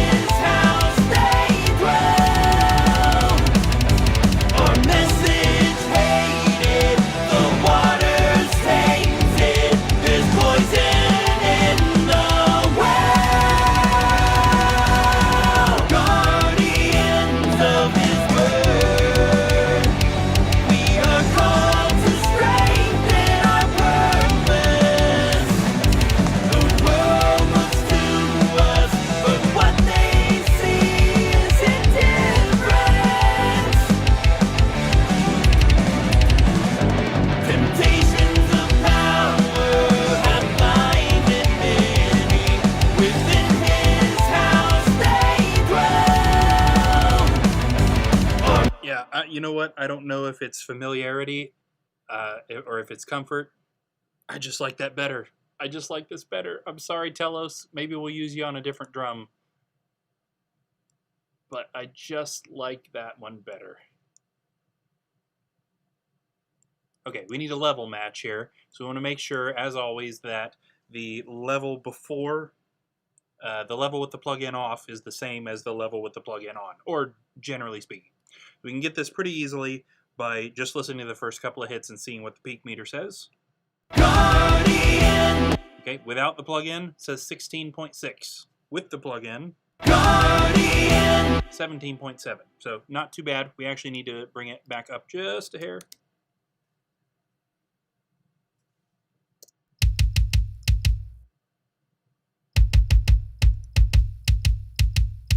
Yeah, it doesn't even change the sound that much. It just cleans it up, makes it a little bit more hearable. You know, there's not quite as many mids. There's a nice low. There's a nice high.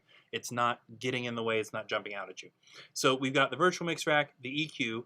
Another thing that we're going to go ahead and put on here is a multipressor. And this is super, super, super, super important if you've got double bass runs going on, so that the buildup of low end frequencies when the bass drum is going over and over and over and over and over isn't overpowering. The more sounds you get over and over, the more that sound builds up.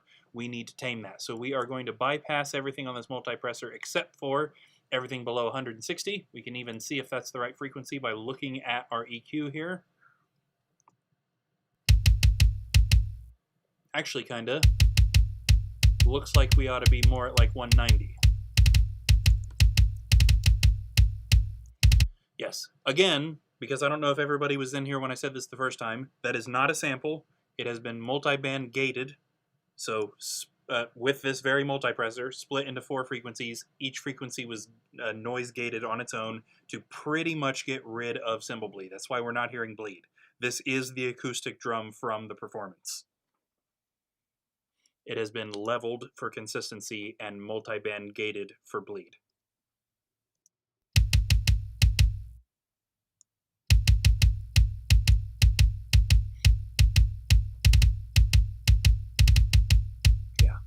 So what we're looking for here is that this meter just barely moves a little bit on a normal hit. So we're comfortable with the low end frequency information when he's hitting it once, but when he starts to hit like several in a row, whether it's a double bass run or just a little thing, we want to see that move just a little bit more. So we know that that is keeping our low end information consistent, whether or not he's hitting it once or hitting it a bunch of times.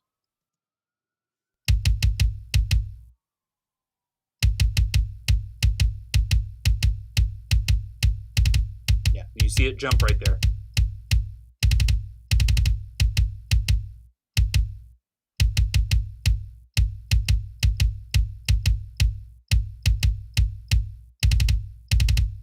Yeah, so it jumps a little bit harder when he does double bass runs. Awesome. So at least for the time being, I'm pretty comfortable with that bass drum sound. It will change a little bit once we get the parallel compression in. But as awkward as this is as a place to end, it is about time for my last student of the night at 8:30 before I go home at 9.